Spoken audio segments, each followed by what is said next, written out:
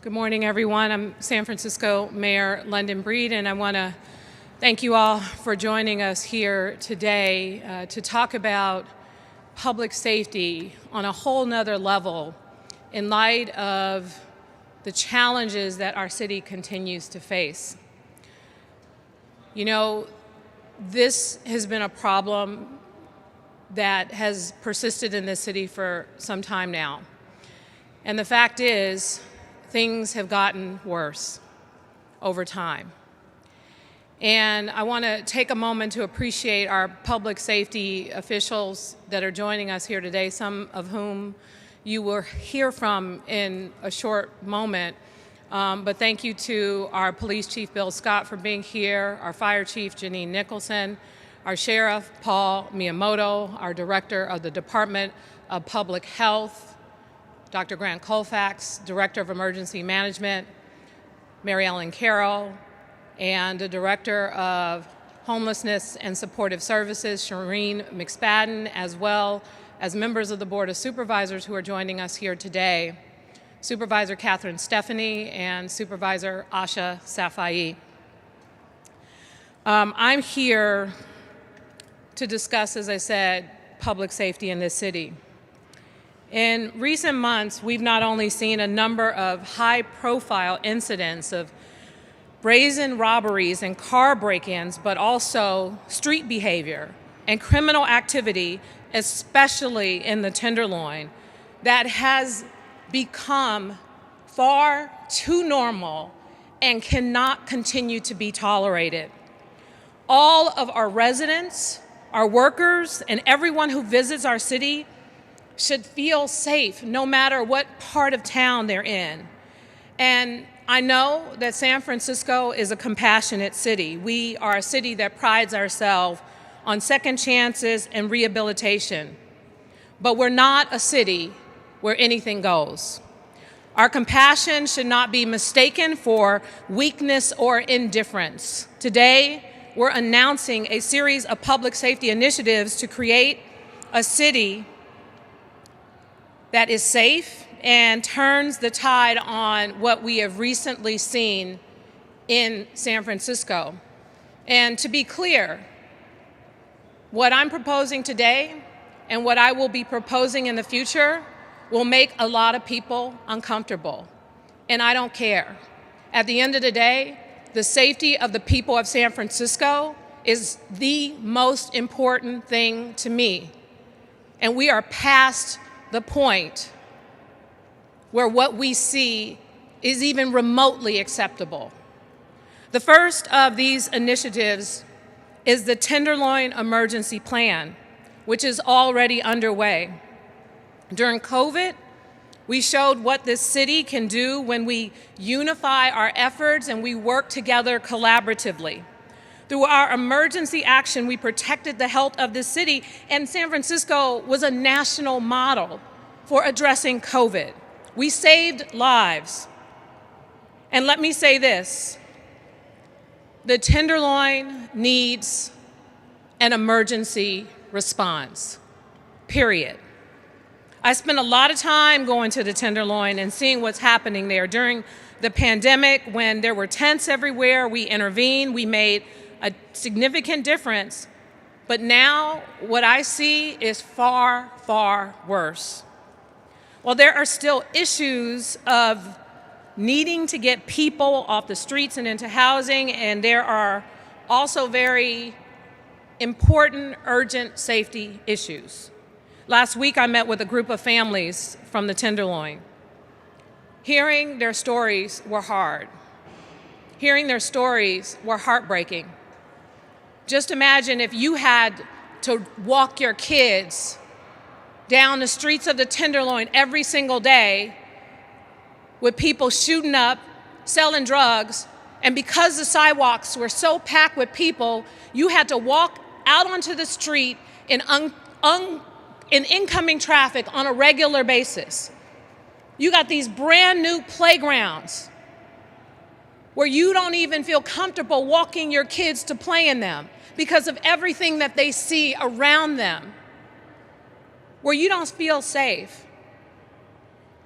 The PTSD the challenges, the cramped conditions, the nasty streets. And when I say nasty, full of feces and urine that Department of Public Works is cleaning every single day, but it comes back just a few hours later.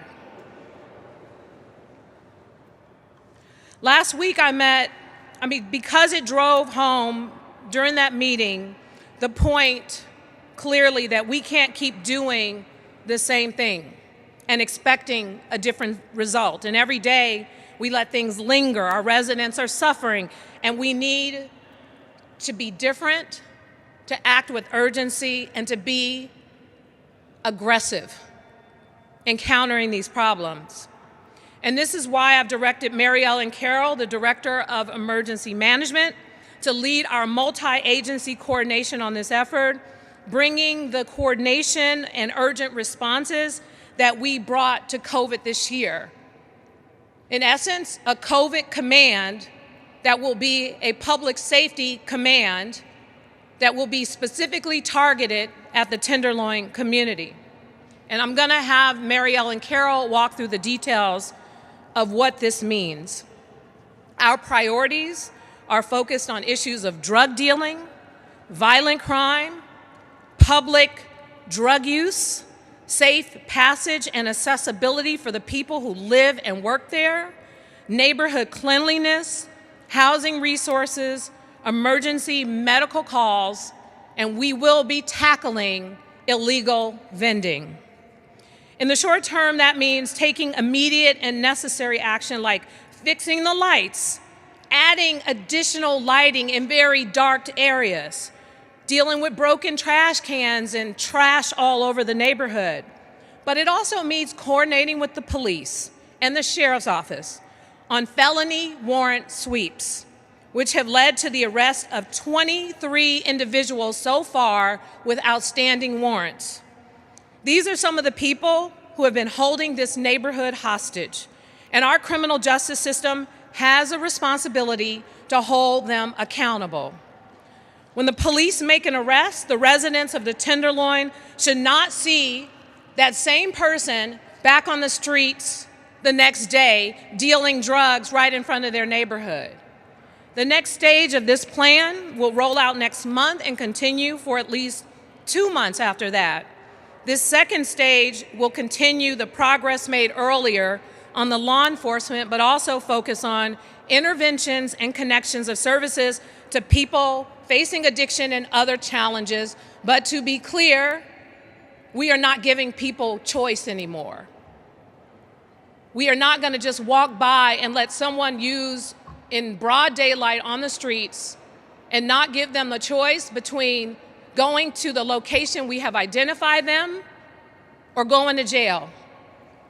This will involve social workers, outreach workers, police, and community groups working together to offer wraparound services and connection to a new temporary linkage site where people can start treatment, meeting people where they are, being the compassionate city that we are, but not tolerating the mess that we've had to tolerate. The final phase of this intervention focuses on keeping the streets safe and accessible for everyone who calls the Tenderloin home. This includes securing long-term funding for ambassador programs, supporting community-led beautification and open space projects, and making environmental changes that promote safety and neighborhood support.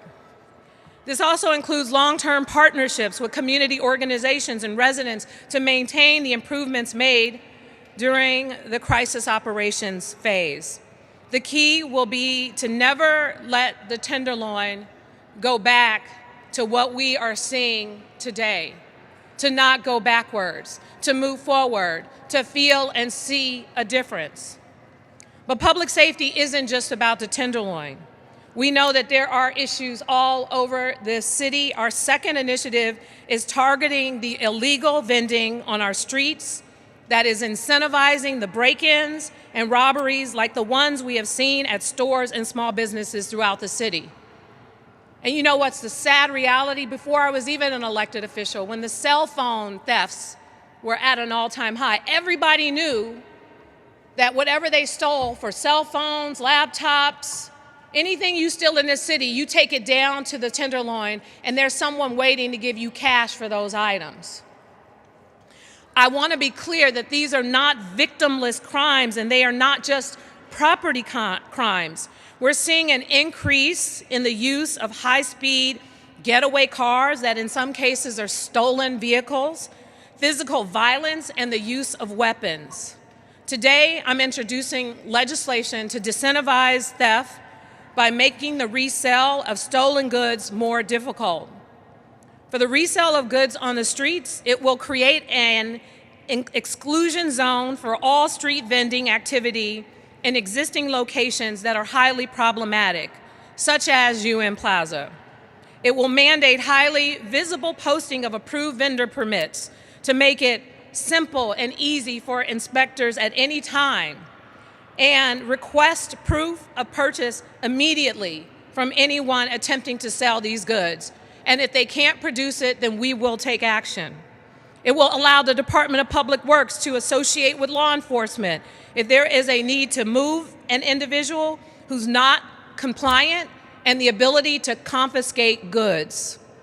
These are basic but important actions, and I want to thank Supervisor Safai for co-sponsoring this important legislation. We also know that we need to give our officers more tools to effectively do their jobs. In 2019, the Board of Supervisors passed a law that limited law enforcement's ability to use camera feeds during emergency situations.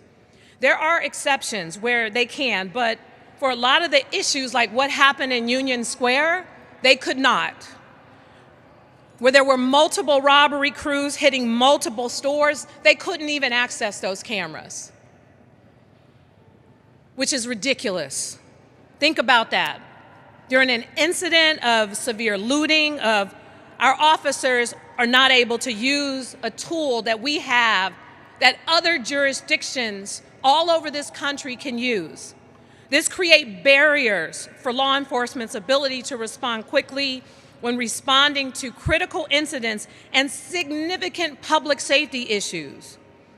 We need amendments to clarify that officers are allowed to access these cameras when needed to address critical public safety issues.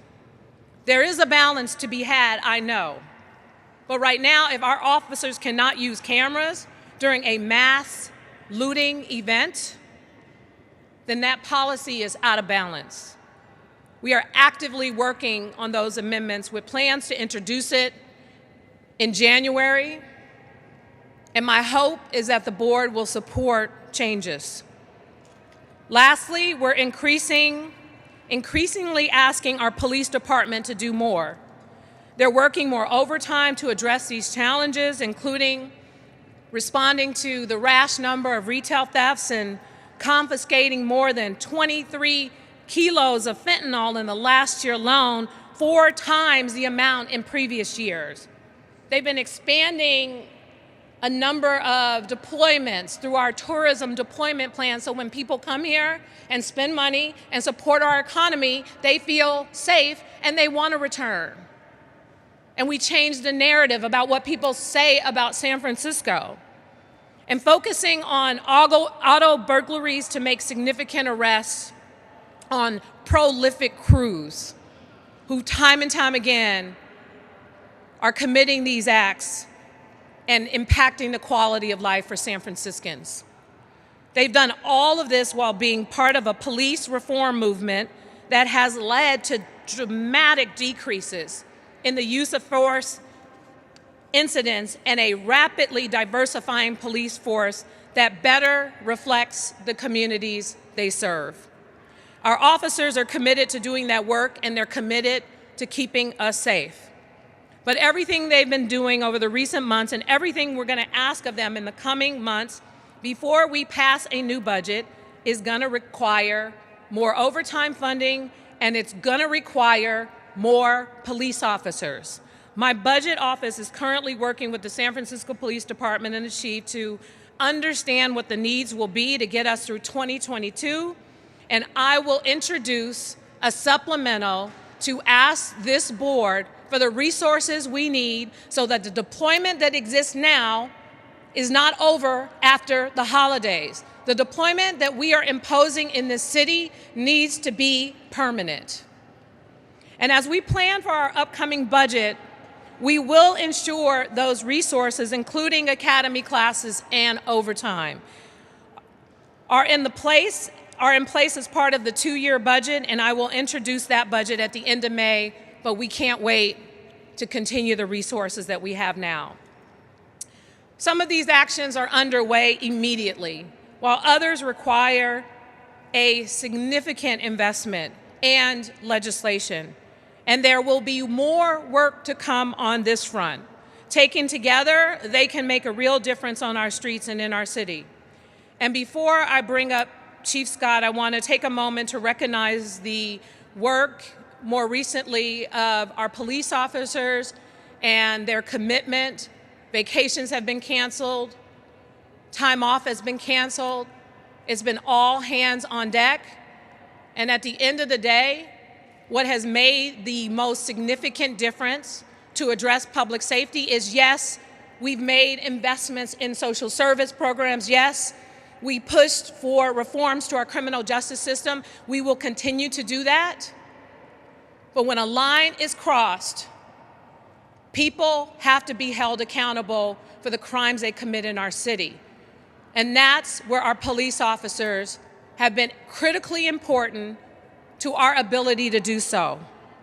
Thank you to Sheriff Miyamoto, who has been a real partner, and I'm looking forward to working more with allowing our sheriff's deputies to work off duty in uniform at a number of locations throughout San Francisco. Their partnership with our frontline workers and community groups and ambassadors have been really essential in keeping us safe. And finally, let me just say, at the end of the day, I know this sounds like a lot of different things.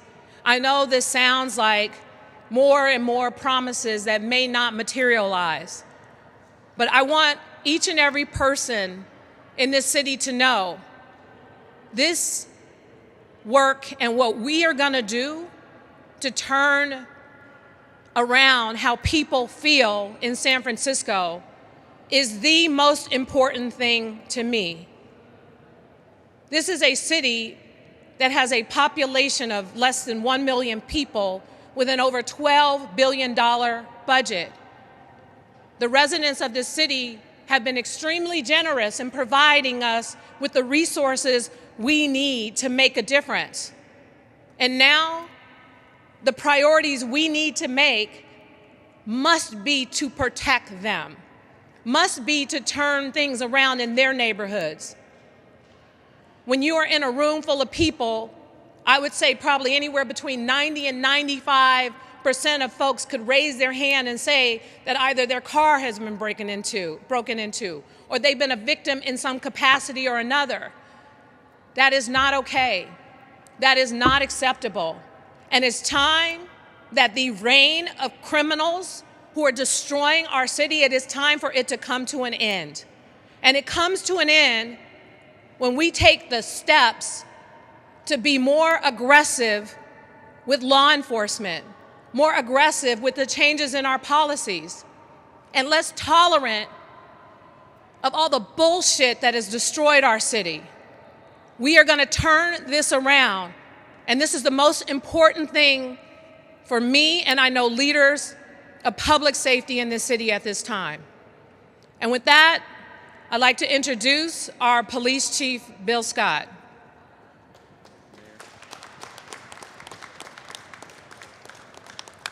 Thank you, Mayor, and good morning. Let me start with this. The people in our city who have been impacted by crime, by quality of life issues such as open-air drug usage, street vending, some of our issues with our unhoused population that lead to trash on the streets and needles on the streets and things like that. These things have to change.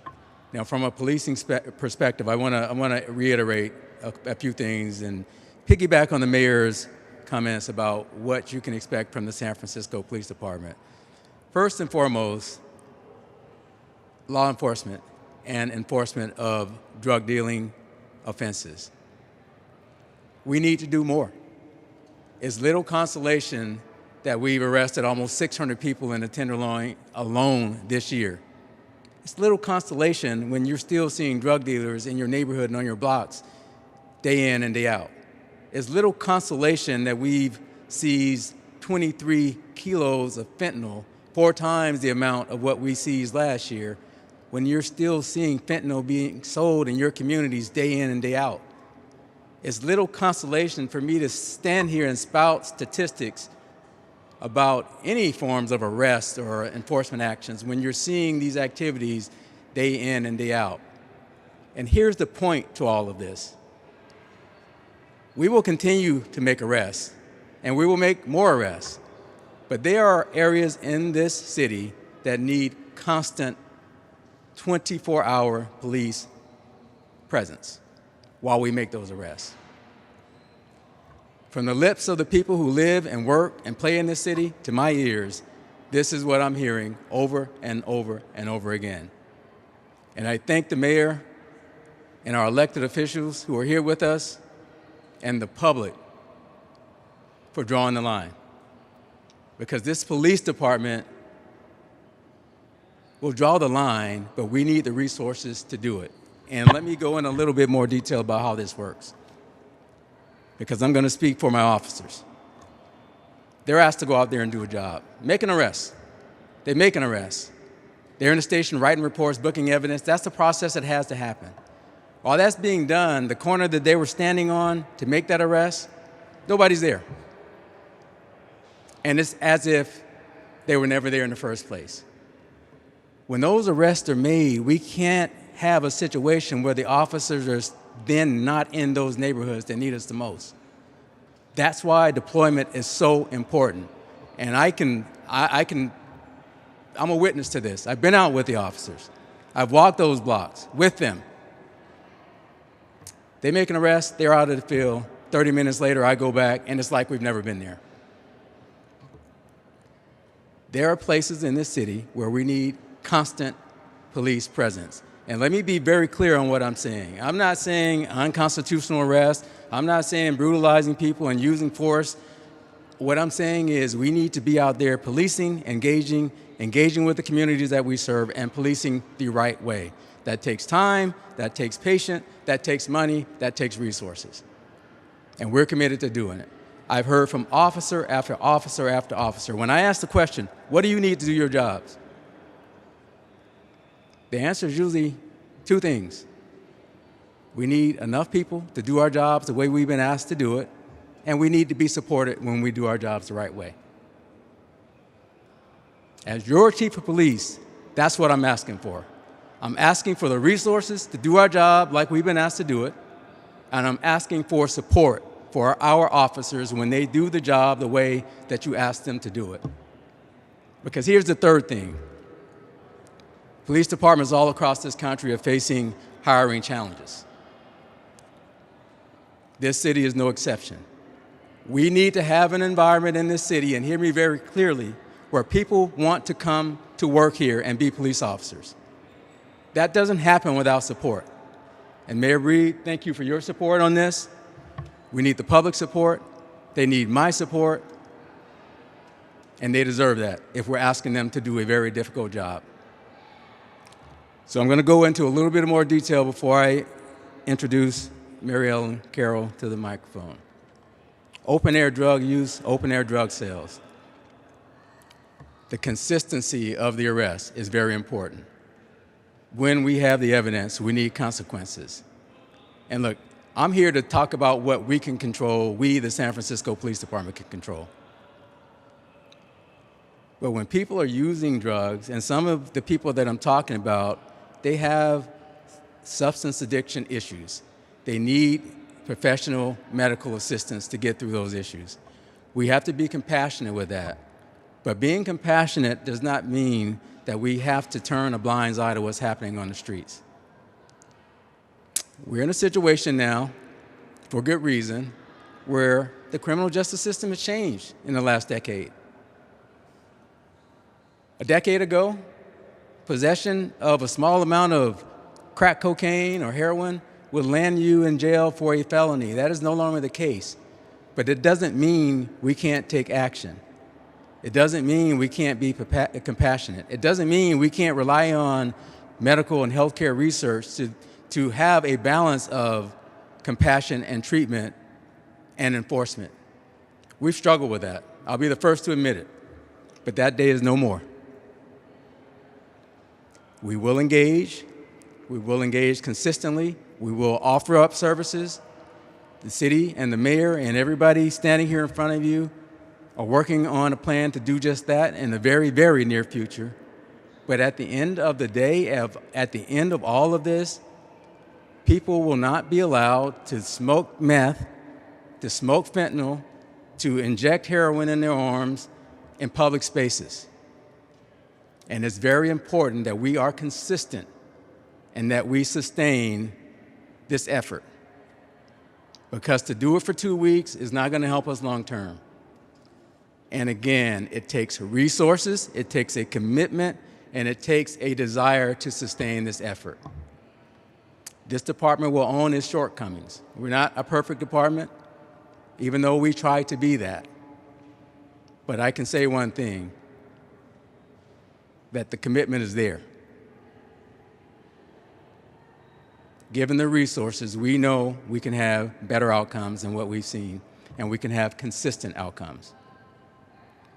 And we want to be held accountable for those resources. I want to be held accountable for the use of those resources efficiently, but we need the resources. Make no mistake about it.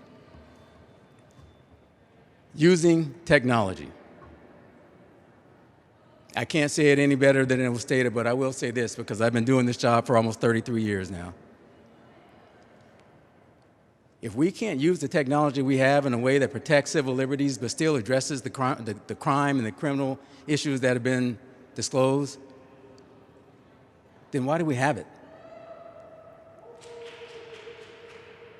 If you are the one that is suffering from a victim of a violent crime, or you are the shop owner or storekeeper that had your business demolished and looted, it's a little consolation to say, yeah, we can get the video after you've been victimized.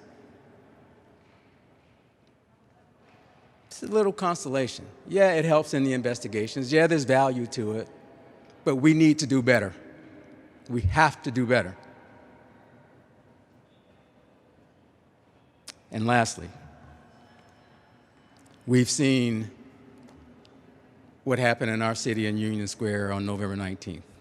It's not the first time it's happened, but it's the first time it happened in that nature. And then we saw it happening everywhere else. I'm here to tell you that that increased deployment made and continues to make a difference. Again, from people's lips to my ears, seeing it with my own eyes, walking alongside the officers. And I've done this all over the city.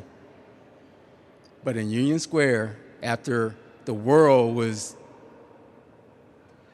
set on edge with what they saw, the people that have to go there and work every day, the people that have to take transportation to get there, the people that want to come there and shop without looking over their shoulder, wondering if 50 people are going to run in the store with hammers and golf clubs and guns and knives or whatever else they're having. It matters to them that we're there. And it matters to them that we stay there. So we need to sustain this effort.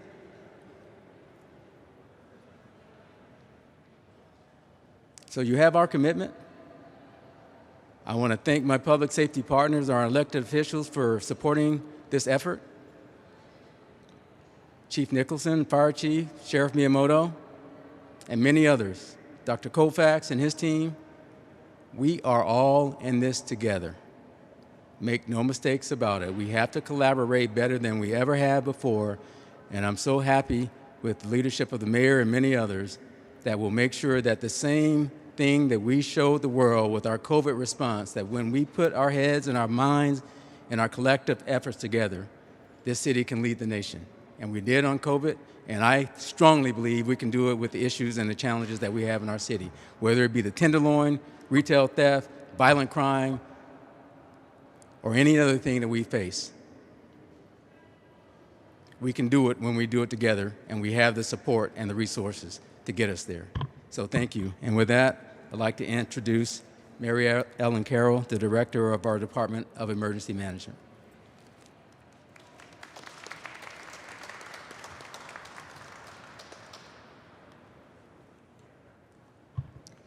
Thank you, Chief Scott, and thank you, Mayor Breed. Emergency management provides coordination during times of crisis. And today, as you've heard, there is no more significant crisis than what's happening on our streets, and especially in the Tenderloin. During the pandemic, San Francisco demonstrated what can be accomplished when the city and community work together. We are going to draw on our expertise developed during the COVID response and bring the same level of focus and coordination to address the crisis in the Tenderloin. At the mayor's direction, the Department of Emergency Management has established a multi-agency incident management team, and we are going to collaborate with our community partners. Over the next few months, the team will coordinate focused crisis operations through a multi-phased approach. The first phase, which is our assessment phase, is already underway, and we are analyzing the top challenges in the neighborhood and the resources that will be needed to address them. Through meetings with community stakeholders and residents, we have developed a shared understanding of the challenges we will address. These include many that you've heard already: public substance abuse and linking people in crisis to care and support services, enforcement and the disruption of criminal activity, and infrastructure improvement that supports safe passage and accessibility. Our next phase of operations will begin later this month and will focus on rolling out specific mitigations that address our most destructive problems. During this phase, social workers, clinicians, community partners, and police officers will work in concert to offer wraparound services at a new temporary linkage site. When this site is established, it will allow individuals in crisis to access basic needs like hygiene and connect them to resources like substance abuse treatment and housing. At the same time, as you've heard, law enforcement will be disrupting criminal activities that harm people struggling with substance abuse and poverty.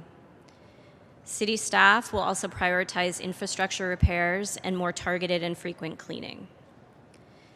Our response will operate with the same level of urgency, coordination, and focus that was so successful during our fight against the pandemic.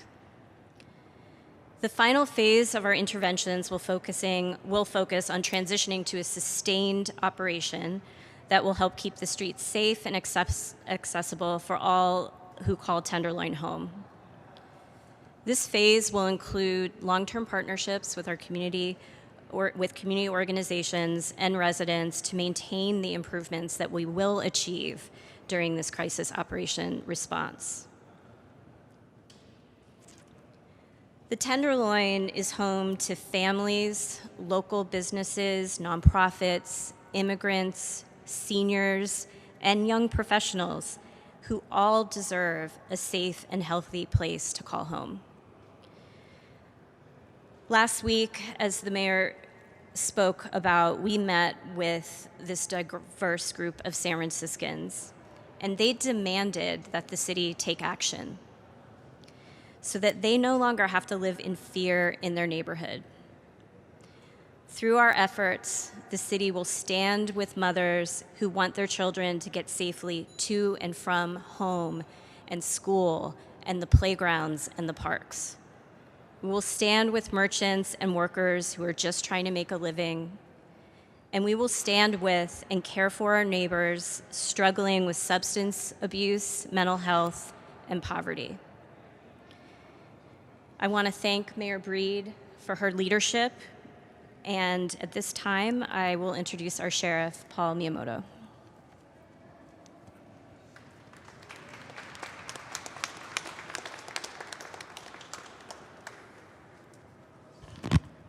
Good afternoon, everyone.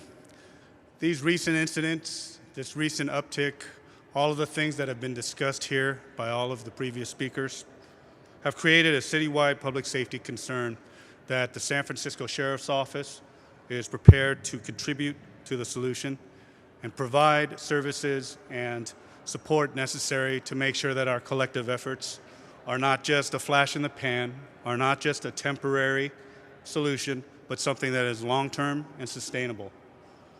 I think it's very important to recognize that we have city leadership here to address this concern, just as we did with the COVID pandemic, as has been mentioned earlier.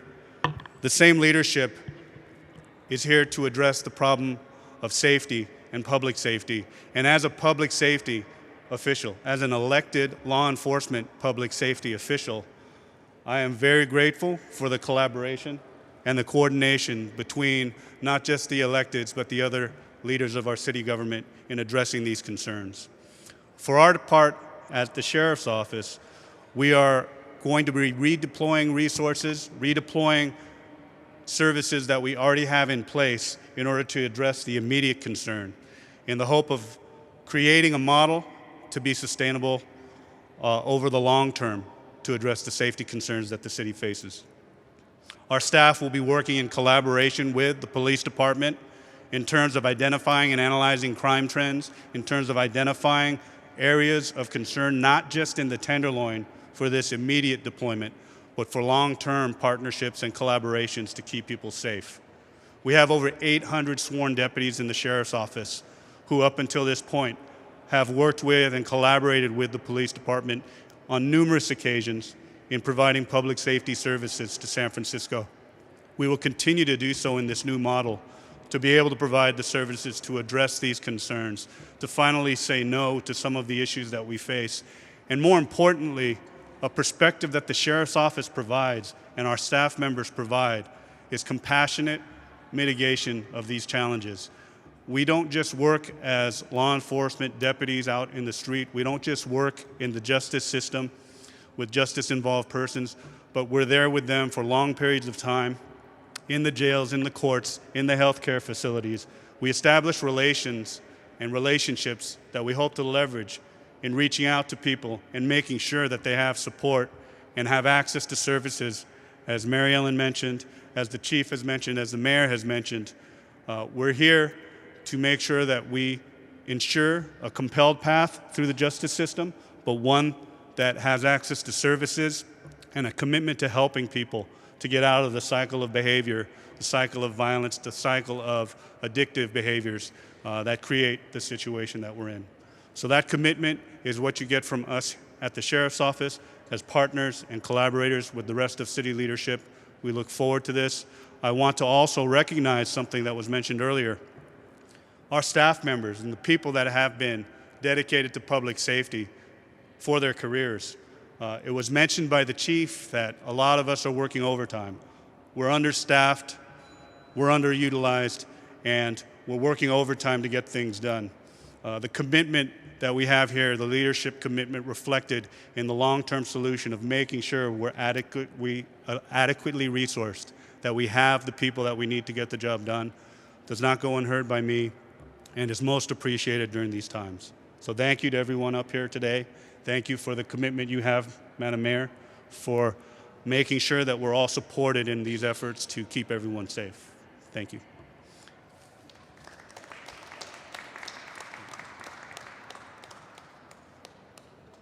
Thank you. I realize that there was a lot of information to process. We'll be providing that information through my communications team. And at this time, are there any questions? Christian?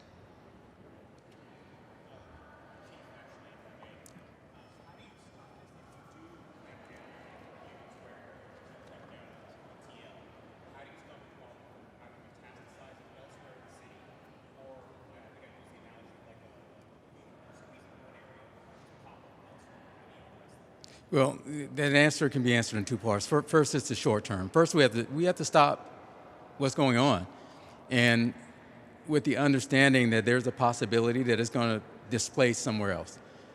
In the area of the Tenderloin, we sort of know where those places are, and that's what I said earlier about if we're in one place doing enforcement, making narcotics arrests, and then the officers are off the streets because they're doing what they need to do by way of processing and things of that nature, we have to still be present in order to not let the problem repopulate as soon as we leave. Now, just from a mathematically speaking, we cannot be on every block in the city. I wish we could, but we can't. There are some communities that are more resilient than others, but we have communities that need a lot of help, and we need a constant presence. Because one thing I know that I've seen with my own eyes, when we're out there, the people aren't selling drugs in front of us. What they do is they go down the block, as you stated, they wait on us to leave, they come back when we leave. But if we're down that next block, or we go down to that next block with them, we got to be able to hold the ground, because you got to understand what type of drug market we're dealing with. It's a very transitory drug market, which means these aren't people who most often people that live on these blocks. These are people that are coming in either from different parts of the city, and it's a geographical location where people who want to buy drugs, they know that's the spot to buy it. People who want to sell drugs, they know there's going to be plenty of demand, and we have to disrupt all of that while at the same time trying to be able to predict where they're going to go next, and we need to be there waiting on them. That's why this is so resource intensive. It's a very humbling experience to do this. It can be done, it takes time, but it can be done. It's been done in this city. There are parts of the city that used to have far more problems than it has right now that are much, much better. So resources, collaboration, and understanding that we have to mean what we say and say what we mean and be firm in our commitment to not let people do this in our city. That's both use drugs in the open air and sell drugs. We're not going to arrest everybody in one day. We can go there and make 20 arrests right now, and there's going to be 20 other people that will come right behind them. We realize that. That's why we got to be there when they come. So that's a part of the strategy.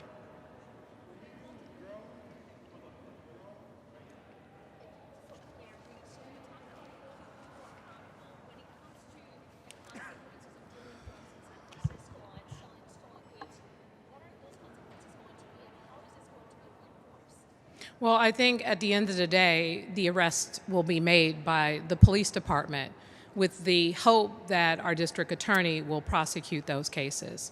And accountability means that, it's not always jail time. It's some sort of punishment related that's appropriate to the crime. Because let's be clear, when we talk about criminal justice reform, maybe it's someone in their first offense. Do we think they should just be let out and then charges dismissed? No.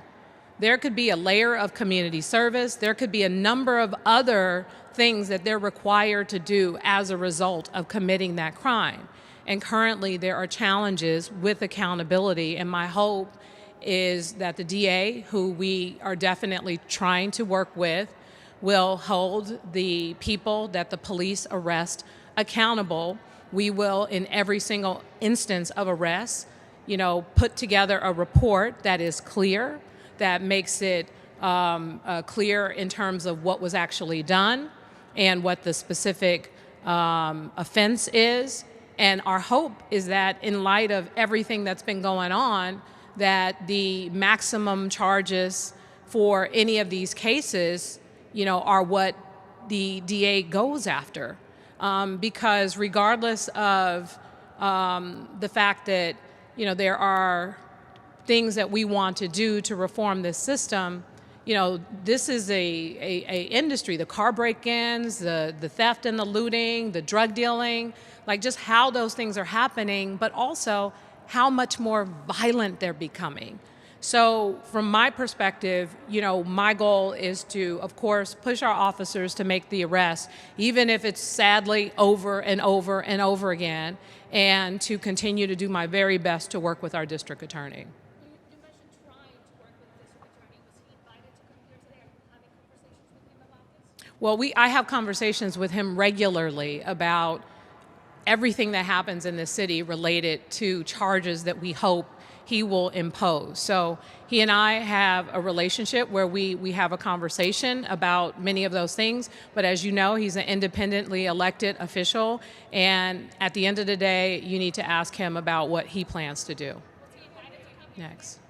Was he invited to be here today? You've invested a lot in alternative responses to police, such as the street crisis response teams. Obviously, that's still ongoing. But why the sudden shift? And are some of those responses not working?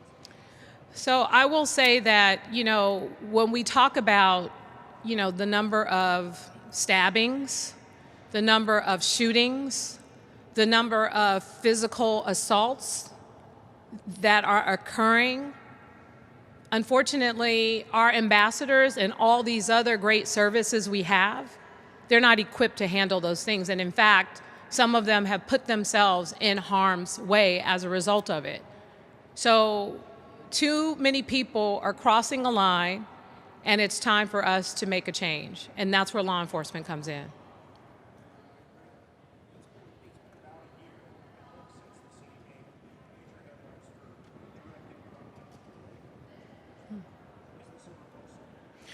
To be clear, when those funds from the police department were redirected specifically to serve the African American community, there were no cuts to the number of officers that we had in the department. There was really a goal of, making some transformative changes with law enforcement and making it clear that we are going to invest in people to avoid them even being involved with the criminal justice system in the first place, but also to make it clear to our criminal justice system that we need to change what happens disproportionately with policing. So I think it sent a clear message, and that investment has been consistent. And I wouldn't necessarily say that this is a reversal. I would say that things have changed as it relates to our significant need for law enforcement, and so an investment is necessary as a result of it.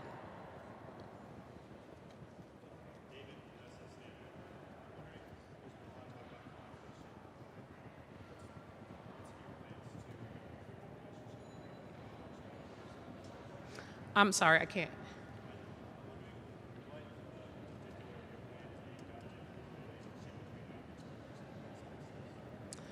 So part of what's in the plan is giving the opportunity, say for example, Department of Public Works, they are the enforcement leg of some of the illegal bending, but at the same time, they don't necessarily have the ability to completely force in some of these instances, and part of the legislation is to open the door of collaboration.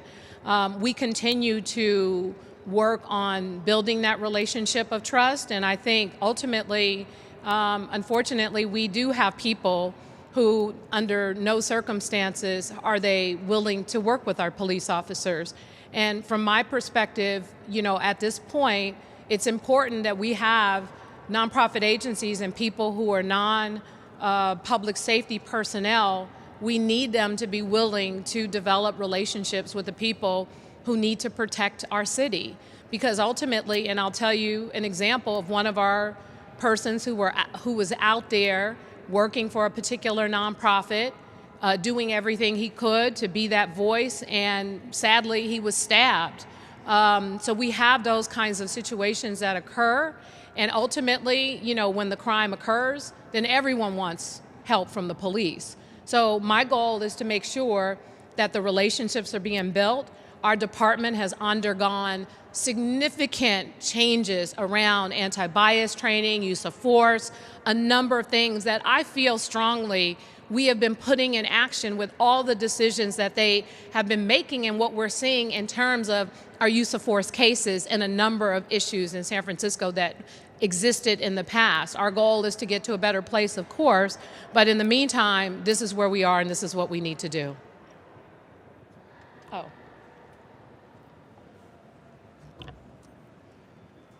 So just to address the issue of how we are going to be working together, which I think is your question, the truth is that we have a united group on our incident management team that have very disparate views about how to approach these problems. That's the truth.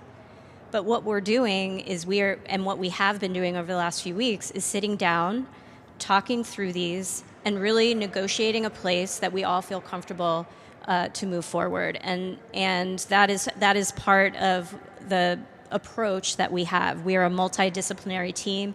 Part of what this operation will be over the next few months is daily coordination, daily assessment. We'll be reviewing on every single day what our operation plan is for that day, and then looking at what happened the day before. So this allows us to be very agile. It allows us to adjust. And it allows us to evaluate what we're doing. And that is really critical. We have to be successful, and so we're going to come to the table. We are starting this with a set of objectives and tactics. If they don't work, we'll sit down again, and we will adjust. When the mayor talked about no longer giving people who use drugs openly a choice, that it's either get help or go to jail, how does that look like for your officers to immediately start arresting public? So the balance with the drug usage, particularly when we're dealing with people who are addicted, is we can't ignore what our healthcare professionals are telling us about what research has shown that works, how to treat people with substance abuse problems. And I would venture to say that the vast majority of people that we're talking about have some type of substance abuse disorder.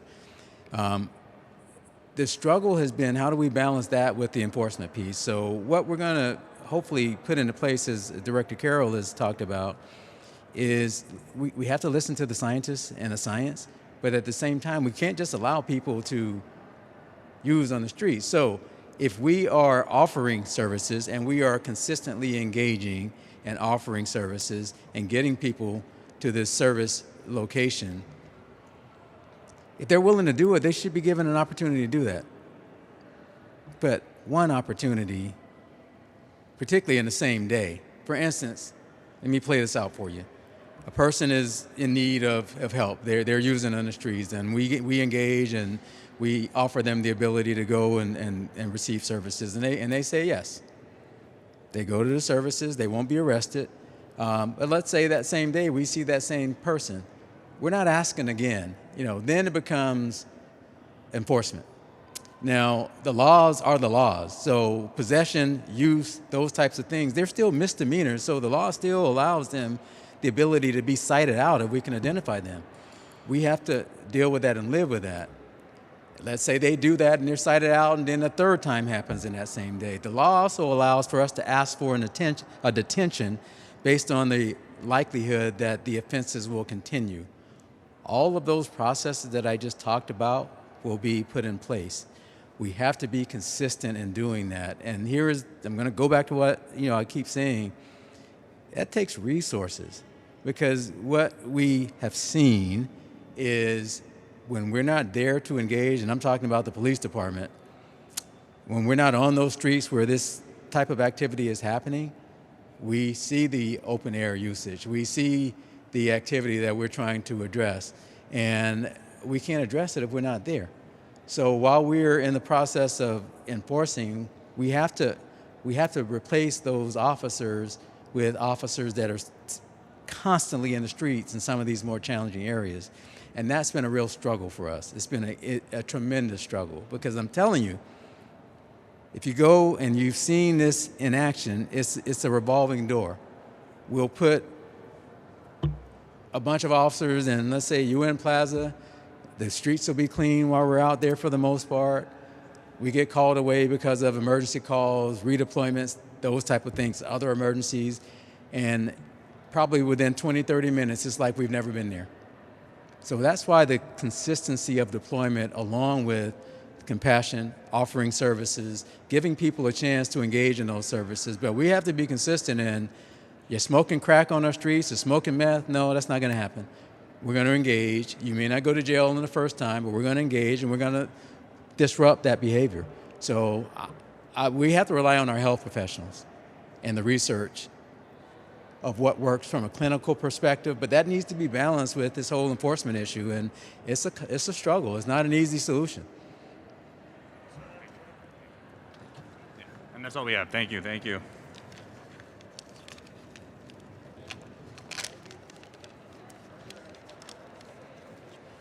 I'll come around.